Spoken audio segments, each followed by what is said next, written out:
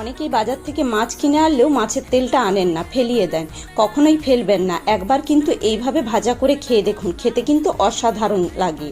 এর জন্য কড়াইতে সর্ষের তেল গরম করে ওর মধ্যে ছোট ছোট করে কুচিয়ে রাখা বেগুন দিয়ে দেব। বেগুনের মধ্যে লবণ এবং হলুদ গুঁড়ো দিয়ে আস্তে আস্তে করে নাড়াচাড়া করে ভাজা করে নিতে হবে। যখন দেখবেন ভাজা হয়ে এসছে তখন ওর মধ্যে কুচিয়ে রাখা পেঁয়াজ এবং মাছের তেলটা দিয়ে দেব। তেলটাতে আগে থেকে আমি নুন মাখিয়ে রেখেছি। এরপর গ্যাসের আঁচটাকে একদম কমিয়ে আস্তে আস্তে করে নাড়াচাড়া করতে থাকবেন। দেখবেন তেলটা সুন্দরভাবে গলে যাবে এবং প্রায় ভাজা হয়ে আসবে। যখন দেখবেন প্রায় ভাজা হয়ে এসছে তখন কাঁচা লঙ্কাকে কুচিয়ে ওর মধ্যে দিয়ে দেবেন, দিয়ে গ্যাসের আঁচটাকে একদম কমিয়ে রাখবেন। দেখবেন এইভাবে সুন্দরভাবে ভাজা হয়ে যাবে। খেয়ে কিন্তু অবশ্যই দেখবেন, প্রথম পাতে ভাতের সঙ্গে খেতে কিন্তু অসাধারণ লাগে। আর যদি ভালো লাগে তাহলে পল্লবীর টুকিটাকি চ্যানেলটিকে অবশ্যই সাবস্ক্রাইব করুন।